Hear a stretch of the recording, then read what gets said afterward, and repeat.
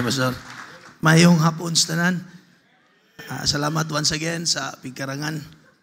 Lahi gyud ang aura diri sa tubangan. Pero sige lang.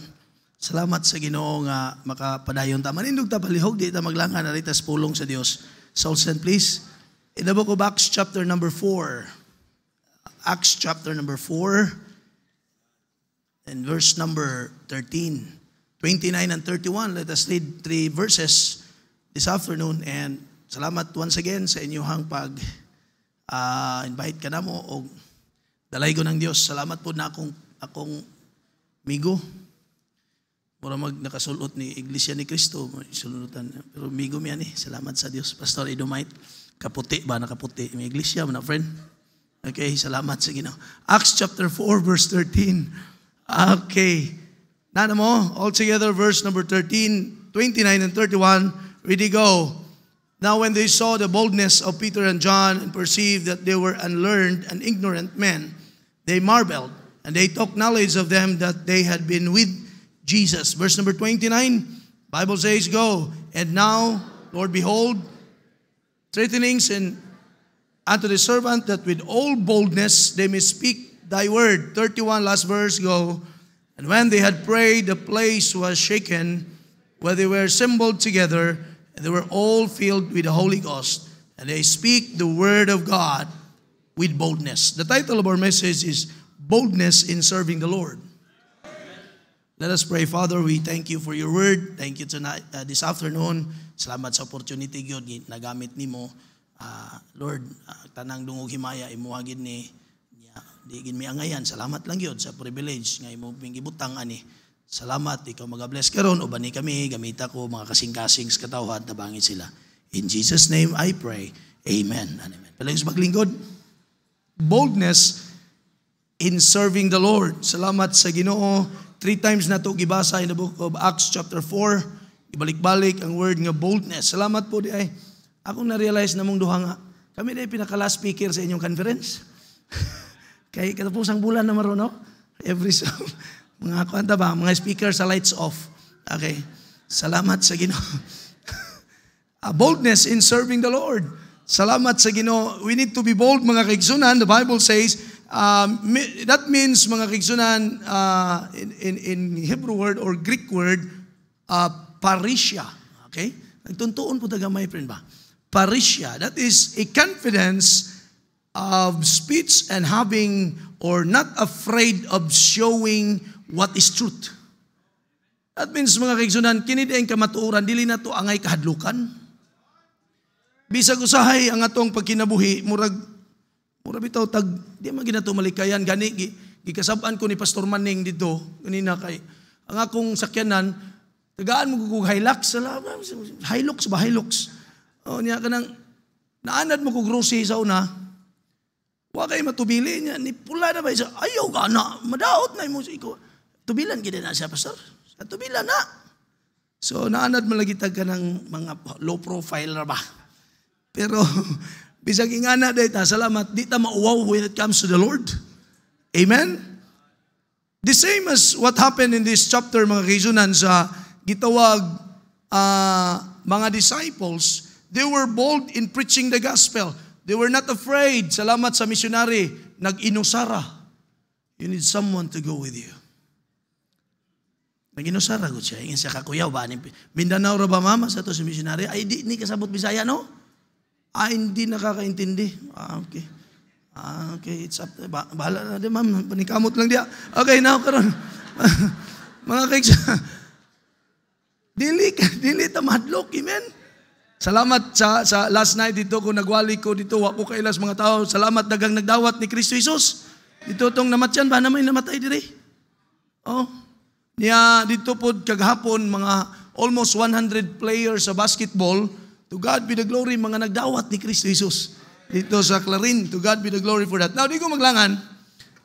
Why we need to be boldness in serving or in preaching the gospel. Number 1, ako nakita dire in this chapter, mga kaisunan, duha man ika chapter 4 and chapter 16, pero ato lang short. Number 1, why we need to be bold? Because the Bible says, we are the responsible person. walay laing responsable aning pagwali o pag-alagad sa tinuod nga Dios. Because people today, kung imong lantaw ang verse number 1, the Bible says, and as they spake unto the people, tanawa na ko no, sa verse 1 sa mong verse sa chapter 4, and as they spake unto the people, the priest and the certain of the temple and the Sadducees came upon them. Don't you know nga, kining mga priests and Sadducees, they are not a responsible person to preach the gospel.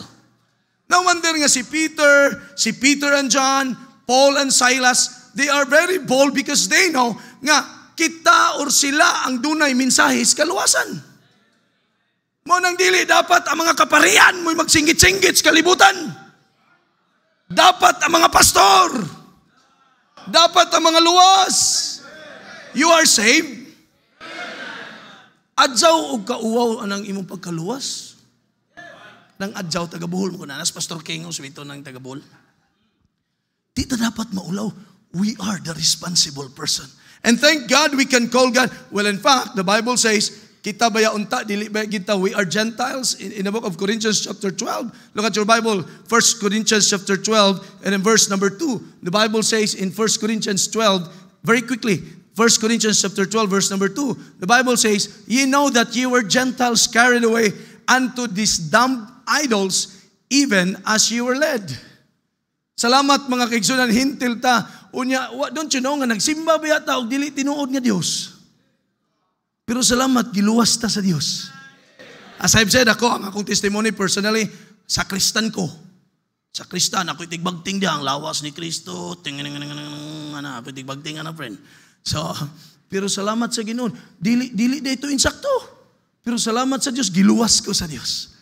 Hello. Wa ba malipay nga kitang tanan makatawag na ta sa Ginoo. We receive the spirit of adoption whereby we cry, Abba, Father. Hoy, makatawag na ta sa Dios nga amahan. Mo bigabang hapon daghan kina technical dito, friend. Daghan kina technical sa dula kay kadali pa na may ko sa ayaw. Technical, freight through na po. Okay, ngano ingana atong babasaw na. Samot pa nitong naong friend nga. Naong pala suspect na. Pero mga kaigsunan, kung imong makita, anak yun ta si Hawa, oy. Salamat na himot ang anak sa Dios. And now we are the responsible person to preach the gospel. Munang salamat sa mga missionary. Thank God for the missionary nga matug lang nasud.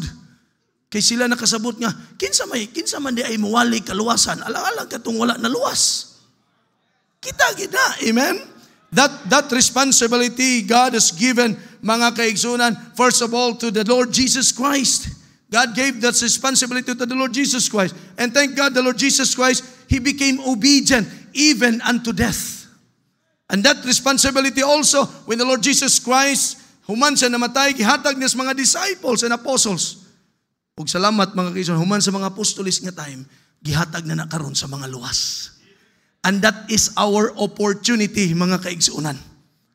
Oportunidad na gini, don't you know, nga ang panahon na to sa kalibutan, mga kaigsunan, it is time a while. Salamat gid sa Dios nga gidaginot sa Dios ni nga klaseng kinabuhi. We are the responsible person. Amen? Amen? I hope and I pray, butang ni mo na, giluwas ka sa Dios, Ginoo, you are saved to serve.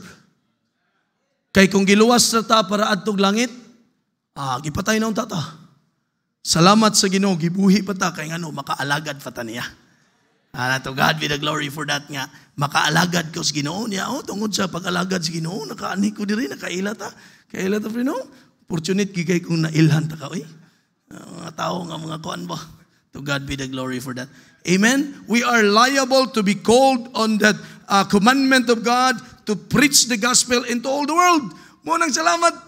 Akong mentality sa una, preach the gospel into all the world. So that means, kung ako maapilan makatugyog ko sa laylay, sa tibok kalibutan. Hala ka, first time, muatugog Thailand. Imagine ka, tambay sa kanto. Palahubog, kawatag manok, karon mo largag Thailand. Ay, santa makapanguros ta na, uy. Tinood nila. Mga Bible students, kung mo-appeal mo sa Great Commission, go ye into all the world, makaadto ka world. Nga way pliti-pliti. Magpabilin ra ka, di ka mga lagas, Ginoo. Di ra ka suok. Di ka to sa world. We are the responsible person. Number 2, di ko maglangan.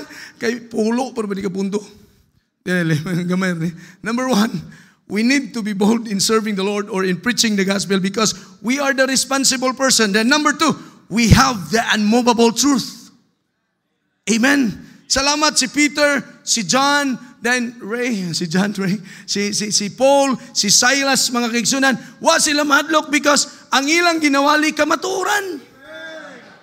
The Lord Jesus Christ in verse number 2, the Bible says in verse, being grieved that they taught the people and preached through Jesus Christ. Preached through Jesus the resurrection from the dead. Salamat sa Ginoo, sakto na ni, kamatuuran na ni atong giwali mga kaigsunan. Busa dito dapat mahadlok kay tinuod na ni. Murag ang uban bakak-bakak palagi na inyo diha. Tinuod na ni mga Bible students. Gignan ako sila, nagdevotional. Amen mo, support nga may ba? Dito. Nagdevotional biya ko ninyo itong sayos buntag. Gignan ko sila, kitang mga Bible students, unsa raguta, salamat, napilian ta sa Diyos, oy. Billions sa mga tao sa kalibutan, pero salamat, napilian ta sa Diyos. Gikan kag kalabugaw, gikan ka sa tumuis bukid, gikuha ka, kay gipili ka. Magwalis ka maturan, nga kita sa una, bakak-bakak mo na to, may mga kayo tamangilad ug mga dalaga. Pero karon salamat, inuod na nga to. Amen? This truth, mga kaigsunan, kinala na to iwali because this truth can set freedom to the lost or to the captive. Amen? Meaning to say, salamat nga gitagaan tagkagawasan ani nga kamaturan. To God be the glory. That's why the Bible says they were bold in preaching the gospel. They have gitawag mga kaigsunan, no fear even in the time of danger. They are very confident and fearless in serving God because they know the Lord Jesus Christ is the truth and nothing but the Lord Jesus Christ still the truth. Amen. People in this world has a false doctrine. Gani ang nakapait mga kaigsunan, mas grabe ka kung imo kunong kung imo gani kunong ilumba ang tinuod ug bakak, mas kusog ang bakak kaysa tinuod. Samot pa na mga social media ron, tatanaw ka ana, pagtanaw nimo gwapa, pero pagtanaw sa personal bati imday ay bakak kayo. Mo nang kanang sige kag post dia, moralanganin pagi ka sa imong naong dia kami, may Facebook ni friend tay Facebook friend. Talagang sarta magkita gyud ba. Amen. So, we need to be bold in preaching the gospel because what? Number 1, we are what? The responsible person. Amen? Number 2, we have what? The unmovable truth. Mga kaigsunan in look at your Bible, verse number 13. The Bible says, now when they saw the boldness of Peter and John, they perceived that they were unlearned and ignorant men. They marveled and they took knowledge of them that they had been with Jesus. Higala, basta naagig ka sa Ginoo, sultihan ta ka, salamat sa Dios. Kung naa ka sa Ginoo, naa ka sa gitawag kamatuoran. Because Jesus said, I am the way, the truth, and the life. Salamat yun sa akong kinabuhi. Nakarealize ko ba, ni Saka may gani nagbukid. Dito sa, unsa to, huyuhoy. Taas kayong bukid, dito may ngaon, pasumaning. Nalabyan mo, pista. Timing nga kayo pista, oy. Ignas po sa mga ugdakay, abing pista di Nakaanak ko sa kong anak, nasaid ba ka? Mao ni akong kinabuhi sa una. Atubang red horse, beer, lungnik, niya mga kuluuya gidi ay. Salamat, gikuha ta atong kinabuhing bakak. O garon mga kaigsunan naana sa kinabuhi nga naas kamatuoran. Bakak, ang yawa, manggod, wala ba laing tuyo ang yawa mga igsoon? Kinira ba di ay bakak murag lami ni mo tan-aon kung unod nun nga pananaw. Kaya ang yawa murag bag namingwit. Tan-aw sa imong mata, lami king paon. Pero wa mabal-in na day taga sa ilalom. Ayan people, pagbantay mo kay matagaan mo, mamatan mo na pinirito ka na. Nabi ni mamingwit bati og paon. Mao na ang yawa, murag ana.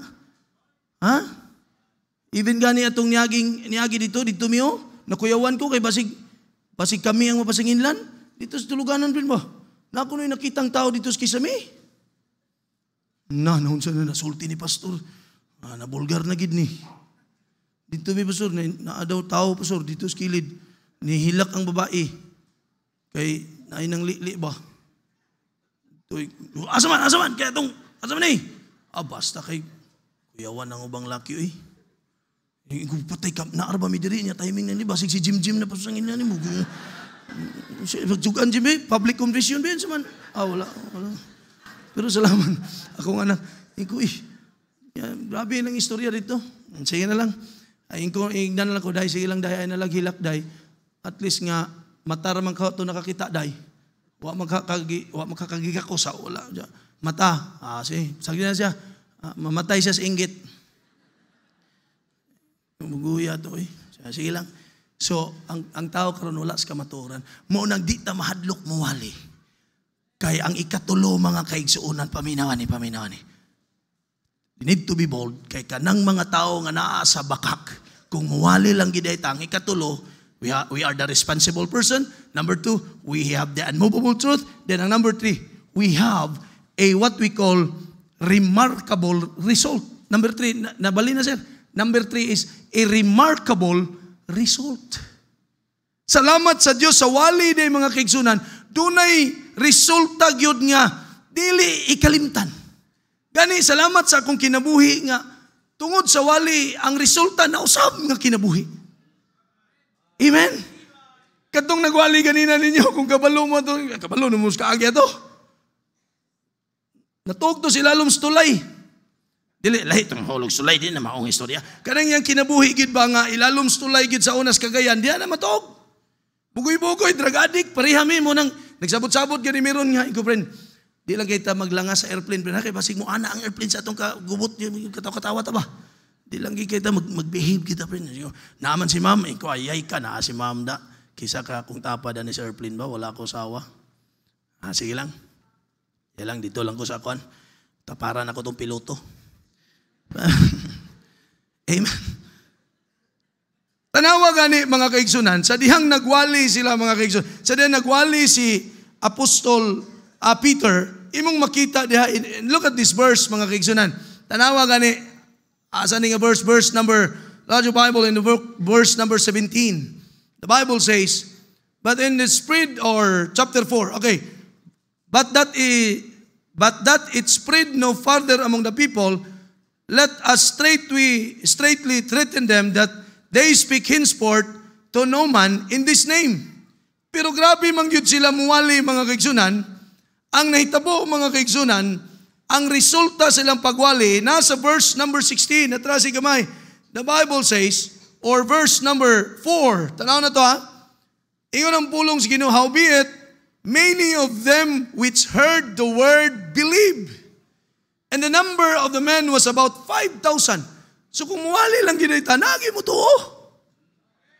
Mo nang kamong mga young people, Bible students, kung di na mo gusto nga na maghimog sala diha, atuin ang silingan diha, walihis kaluwasan.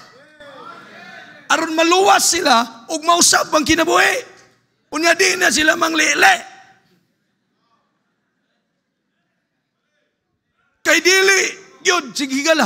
Ang solusyon yun nga ang ilang kinabuhi makabaton og kausaban, dapat may kaluwasan sila. Kay kitang tanan. Bisag ka mo mga laki diya, ana-ana mo nga, buutan kay ko, buutan. Ingana po ka sa una. Salamat na luwas ta. Kay naay nagwali sa tuwa. Amen? So, ang ikatulo mga kaigsunan, naay nagtuo niya gani. Well, in fact, naay tao diri. Verse, look at your Bible. Tanaw na ito mga kaigsunan. Verse number 9. The Bible says in verse number 9, if we this day to examine of the good deed done to the impotent man, by what means he is made whole. Ang maong tao nga naay gitawag sakit na ulian tungod sa pagwali. There is a remarkable result. Amen? Don't you know nga ang tao doon ay sakit? Unsa nga sakit po sir? Sakit sa sala. Huwag mo na kung giingon sa mga players, ingnan ako sila, ang gikinanglan ang atong gipaningkamutan is victory. Kinanglan ta mo daog, pero sultihan ta ka. Ang pinakakalaban nato nga di nato mabantayan, nga pildihon ta perminti, kining sala. Kalaban ta ning sala. O gignan ako sila. Nagdevotional ko, kinahanglan nga mapildi na tong sala sa katarong. Kay kining katarong dahil mo papaangat sa imong kinabuhi. Kaya ako sila, magtinarong ta, maningkamot ta, magampo ta, magtinarong ta, kaya aron nga itong kinabuhi mo angat. Regardless sa unsa imong sitwasyon, madato, magmapobre. Actually, akong nakita dahil, no? Kining righteous day ka nga tao, kunang magtarong day ka nga tao, akong nakita na, kanang iyang mga desire, i-grant sa Ginoo. Basta magtinarong lang ka. Nana sa Psalm 92 eh. Psalm 92, the righteous shall flourish like a palm tree. Then he shall bring forth his fruit to Lebanon. Nana dia. Diyan nga verse dia. Basta kay nana. Unya akong nakita, within 22 years, 17 years old ko naluwas, 22 ko katoy. Gikan naluwas, kay 40 na mo karon. 40 na friend. Medyo mo begins na ko sa life. Kaya life man ko no begins at 40. So, pero salamat sa Dios, wala ko gipabilin sa Ginoo nga luoy ang kinabuhi. Nagdedicate ko, Pastor, nagdedicate ko og membro nga naay wingman, 10-wheelers, kay siya ang head sa Davao nga pantalan sa trucking services. Imagine ka, nag-tight siya, gi-offering niya ang Hilux. Maunang naka-Hilux ko karon. Hangtod karon di pa ko kamupuon eh. Ingko Hilux yun eh. Giingon ng taga-Toyota, gikumusta ko niaging kuan, insa, congratulations, pass. Ingko, nakapasargi ko kay Passman. Congratulations, pass. Ingko, pag ingo congratulations, nisulod ko sa Hilux og nihilak. Ko Ginoo, tambay sa kanto nga tao. Pero gipasakay kay Hilux. Naagi resulta ang mga pagwali. Naagi resulta. O ang pinakadako nga resulta, mga ginagmay naman ng mga butang. Ginagmaya na mga Hilux. Sunugod naman na ibalik sa Ginoo. Wanang gikuha, ginako gahapon pag abot sa inyong speaker, ako'y nagkuha. Kung ako ka friend, kay naka-Hilux ko friend. Pero salamat, ang pinakanindot nga resulta, kinabuhi nga nangausap. Kinabuhi. Di ko katuong makabarong. Kay kung ako nagbinugoy pa, kining akong anak karon, tindugi sana kayo makita kas daghan. Kanang akong anak ron. Ay naong anak, murag lungnik. Number 1 po ning palahubog unta. Kanya yung naong ani po, posible daghan po ning chicks. Kaya kung papa, unuman iyang anak sa lalahi nga babae. Pero salamat, nangalagad ko, mag-20 na ko katuigs kami niyon, siya palang gihapon ang akong asawa hangtod karon. Og nagampo ko sa Ginoo, nga siya lang untag gihapon hangtod mamatay. Nya kung wa ko nangalagad karon, wa ko'y kaluwasan, so way kausaban. Sunod pud unta ni sa pagkapalahubog. Aloy kay mo mga chicks ani, laron ra mo ani. Kay naw nga mangingilad kayo. Lingkurin na nakaroon, di kay ka ma-expose. Amen? Kay kung na kay kaluwasan, may kausaban. Kung may kausaban, may kalambuan. Tulo mo na ka kay man na. Kaluwasan, kausaban din kalambuan. Dili man na katong kurikong kalami, kaluton, dili na mo. Kausaban, kaluwasan, kalambuan. Then maluwas. Wala. Regardless yun, bisan pag ay nalaglingi sa pamilya kay ako pamilya, wagi klaro. Okay ra tong pamilya nga, mga anak kag dato. Okay, anak kag dato, wala. Dato daan yung pamilya, di manunod gid ka sa mga Land Cruiser. Pero sultihan ta ka, kita itong pamilya nga mo pa'y wagi din taon dyan mo. Di pa ka magtinarong niya, wa pa tayo mapanunod. Uy, gidangatan, kakalooy, bagid na ito. Salamat na lang. Kung ikaw dahil doon ay kaluwasan, then kausaban sa kinabuhi, then doon na kay kalambuan sa kinabuhi. To God be the glory. Nami membro karon pastor, yampo na mo pastor nga, kanang dato, friend ba, dato? Dili sa dato nga kwarta. Dato lumad ba? Dato lumad ba? Tungtong sa bato mo, buto. Ano ba? Na dito ba? Tungtong sa bato? Na dagan dito eh. Dato, friend. Ingon sa friend, karong sunod tuig daw to. I-grant ang blessing diha sa Busco, friend, padulong sa Quezon. Kaagi mo ka dito, no? Dublin Highway, Busco. Don't you know, tagaan ko, ingon ko, dato, member man ka dito sa atong simbahan, gahini ang Ginoo 2 ka hektarya. So posible, friend, isa, yes, pastor, why problema kay 1,000 kapit ka hektar ang i-grant sa ila, friend. That's the Dublin Highway. Ingon sa, pastor, kung tugutan sa Ginoo, friend, may 2 ka hektarya, Dublin sa highway na, pastor. Dublin, di ni ganahan sa pastor, kung sulunon, Dublin Highway, niya. Karoon mo kapit ba? So Dublin Highway, ingko halak ka, to God be the glory. Huy, mga Bible students, ayaw mong pawag paglaom. Pag tinarong lang gid mo, pangalagad lang gid mo sa Ginoo, sultihan ta mo, nagyoy resulta gyud. Oh, samot patangwa na tayo lingion, ha? O sa Tagalog pa, hindi mo kasalanang pinanganak kang mahirap. Pero pag mamatay kang mahirap, patay ka diya, bahala ka diya. Bahala ka diya. Amen. Diya rata kay kuyaw kay dira dapita.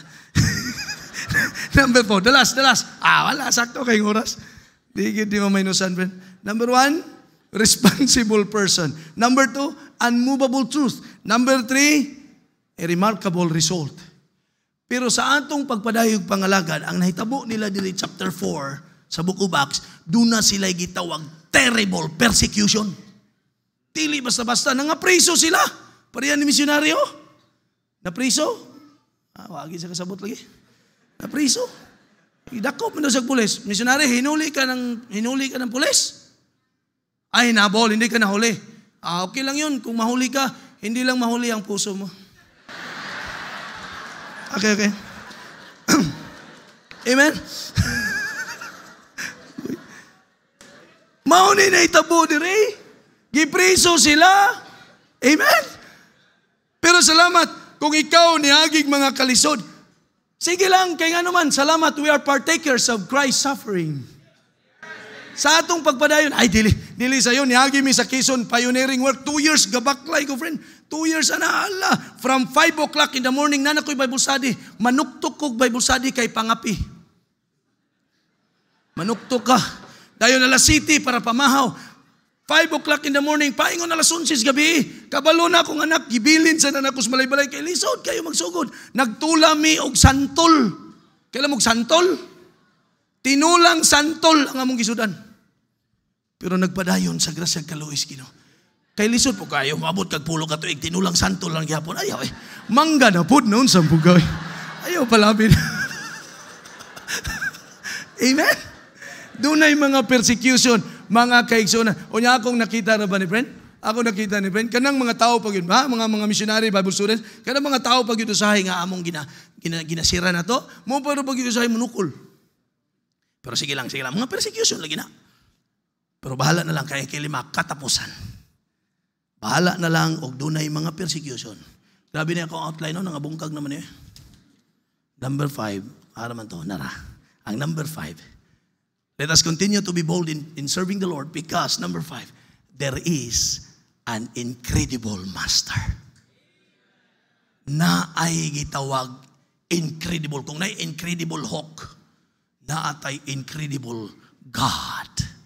That is a too extraordinary God to believe. Kahibulungan nga butang. Ang ako kung mga parinti karon pagpapicture sa Hilux, may ba? O siya, hala pursahan, mas binsyo. Dato, nakaadyo. Yung mga taga-buhol ron. Kayon sa unapim, kadadala ko kung bahaw. Iligid na ni mo sa kanang, diligid na mo, kanang akong favorite, sa favorite ako, tinapa. Favorite man na ako, friend. Akong tinapa ni graduate ko elementary high school, friend, 2 ka sa akong tinapa. Ako rin nag-auna na. Mo nang karong kabuhi-unon kay ko. Tinapa, friend. Iligid rin ko na ng tinapa na alamig kayo. Na nakaingon sila, hala, nakasakay Hilux. Hala. Why? Because our God is an incredible God. Sila ang sinaytabo nila, gipreso sila, pero natingala, nangahuyo ka, nangatangtang. Higala. Maunay sakto si missionary, bisa kung sa imong himoon gid eh. Salamat sa Diyos. Imagine ka, tambay sa kanto, di ko katuo karon friend, ako'y membro nga nurse, friend, nurse. Nurse balay, dili. Nurse yun na sa hospital mo, nagpaanak. Nyamay kayo mo Englishin ko. Di ba kayo ko kabalo mo English, pero ma'am, kasabot makakabisaya. Sa kasabot, walihan. Dito katong businessman, pastor ba? Katong na gasoline station. Nurse, itagaan ko allowance gamay friend pang Thailand. Karon, gamay friend, dugangi, di gamay ni. Imagine ka, ultimura ka nga tao, pero karon, magdala ka as pastor, mag-lead ka og mga nurse. Kita yung taon, wag ito na humanan eh. Ka-graduate rin kita college building. Why? Kaya nga itong gidala, incredible master. Katapusang versikulo, verse number 25 and 26, the Bible says, verse number 25 and 26, nagingon ng pulong sa Ginoo diha mga kaigsunan, by the mouth of the servant David, has said, why did the heathen rage and the people imagine vain things? In verse number 26, the Bible says, in verse number 26, the kings of the earth stood up and the rulers were gathered together against the Lord and against His Christ. Pero kanang tanan, bisa pagkinsay mo kalaban, dili makadaog. Why? Because our God is an incredible God. That's why Christians, this afternoon, let us be bold in serving the Lord. Let us continue. Why? Because we are the responsible person. Kung di ta muwali, kinsa may muwali nila. Naingon sa badinimit, na namatay. Pastor, unsa man, wali ka? Sige, bad, wali ko bad. Ato ta, ako'y wali. Kay mauaw tagkaon diri nga watay agi. Kay niingon na bang Biblia, dili pa kanon ang way trabaho. Nya kasagaran way trabaho, mura ba ni dagkong kaon? Ako'y wali. Pagkagapon na po, yung Pastor Maneng, Pastor John rin, ay mga players diri, wali ni diri, mga 100. Oh yes, Pastor, wali. Salamat sa Ginoo kay kita ang mga responsable anak ng mga tao. Paninglan unya tas Ginoo inigabot sa langit. Let us continue to be bold in preaching the gospel. Heavenly Father, we thank you for your word. Salamat Ginoo sa imong nga pulong. Dalaygon ka as we continue, Lord. Strengthen us even sa among biyahe. Salamat gid sa pribilehiyo, Lord. To God be the glory. Lord, ako gining gipasalamatan, kadugdugay ko sige ampo pasalamat nimo nga moadtog laing nasod. Salamat gid. This is my first time. And to God be the glory for this blessing. Come mag-bless as we continue in Jesus' name. Amen.